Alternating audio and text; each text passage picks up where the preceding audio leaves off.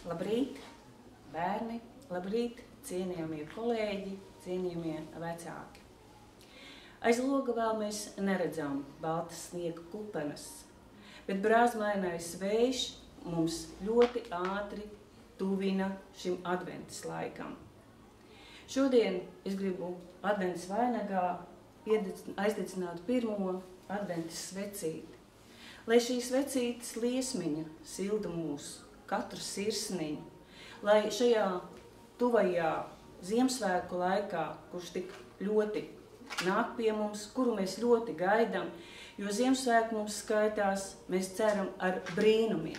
Es ļoti gribu novēlēt, lai mēs visi, ik katrs, piedzīvotu Ziemassvētkos kādu mazu brīnumiņu, lai šis adventas laiks, Ziemassvētku gaidīšanas laiks, būtu sirsnīgs, mīļš un patīkams.